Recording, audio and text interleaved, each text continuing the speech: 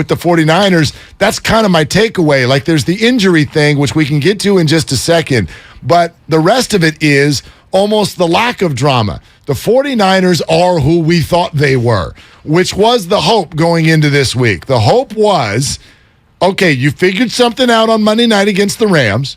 You have recalibrated. You are once again Jimmy Garoppolo's 49ers again. Love him or hate him, that's who you are. Can you figure this out and not look like you looked in Denver? And the answer is yeah, absolutely. Jimmy Garoppolo's probably his best start in since week 18 of last year for sure. So there was that. There was once again a dominant defense, injuries to discuss, but they showed that, yes, they are that team that we thought they could be. This is a team that could be, should be, like, yes, you need health, you need all that stuff, but this could be, should be a playoff team in the NFC. So this was a calm everything down type of a Sunday for the 49ers. I mean, they beat a bad team, and so far this year they are 1-2 against bad teams. Going into yesterday, they were 1-0 against good teams, although maybe the Rams aren't a good team. They're the defending champs, but I don't even know who is a good team anymore. We know the Bears aren't very good. The Bears beat you. Denver is absolutely broken, and their quarterback actually is hurt, yet Denver beat you. Oh, now you're hurt. Well, exactly. Yeah. Now you're hurt. Now you're hurt. Carolina has now fired their head coach. We know that they're broken, and Baker, you good? No, he's not good. He threw a pick six, but the positives from the Niner game, Jimmy G looked good. He didn't look great. He got away with a near pick. He threw behind Debo in the opening drive. He was a little bit shaky early. The run game. Hello, Tevin Coleman. Welcome home, kid. Coleman. Out of nowhere, Tevin Coleman. Although I know what a lot of people are thinking when you see Tevin Coleman. Everyone's like, okay, what's wrong with Jordan Mason? What's going on here? Like, you finally Shanahan doesn't trust rookies. Right, but that's Ty what Davis-Price got out there. He was going to be the number 2 for a little while. He got hurt. Right. And a lot of people are excited about there's something going on.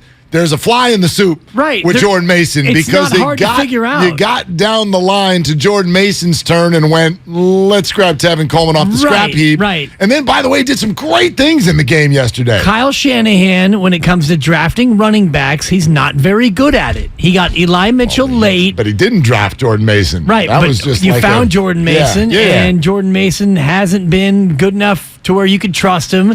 Davis-Price, you did draft him, and he got hurt. So Tevin Coleman for now, he's your number 2. That's fine. The good news is you found George Kittle. Hey, George Kittle's on your team. How great was that? It was offensively. Great until he fumbled. Yes. Well, and then, I mean, the thing that struck me about that play was Brandon Ayuk. Go back and watch Ayuk on that play. I know, but people are going to come down Brandon's road. Onlooker, passerby. Well, no, get after it, kid. No, but you're looking at the ground. The ball has essentially been covered up. The one thing I'm going, dude, touch him. Like they hadn't touched him. But then suddenly when you have not made contact with him, the ball rolls out. You're a wide receiver. I don't think your first inclination, your first instinct is to fall on the ball. Your first inclination is to grab it and run for the end zone, which is what he did, and he dropped it. I get it. It wasn't the greatest look. Brandon Ayuk now looks like a guy who is not engaged in what's going on. He's not being targeted very often. He made some really nice plays yesterday. Eventually. Yeah. I mean, he does not.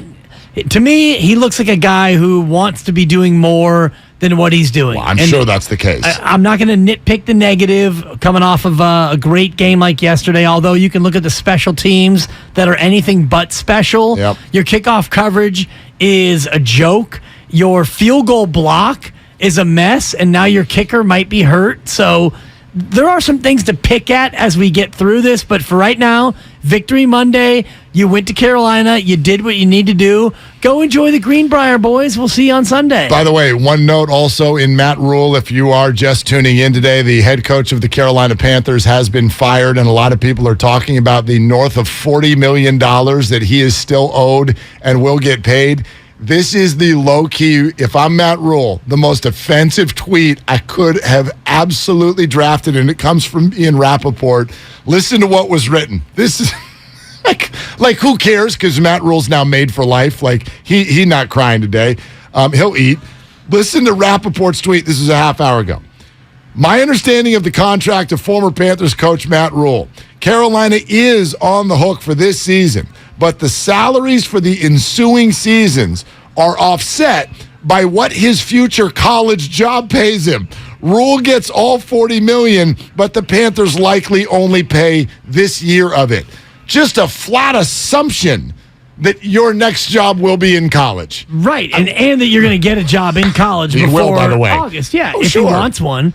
If I'm Matt Rule, I intentionally don't get a job next year, take Carolina's money, and go broadcast for a year, and then go back to college. Make Carolina pay me for a year. Does anybody want Matt Rule in the broadcast booth? I don't even know if we know what his personality is, and it's not like anybody really wants to hear what he has to say about football right now. Right. He's a coach with a lot of experience. But Matt Rule, like most people couldn't even pick him out of a lineup. Right. But at the same time, why rush back to get some middling college job and go back on the grind? I know coach is coach, and that's what you do. Sure. But if I'm getting $40 million coming to me, I'm in no rush to go back and coach at Middle Tennessee State.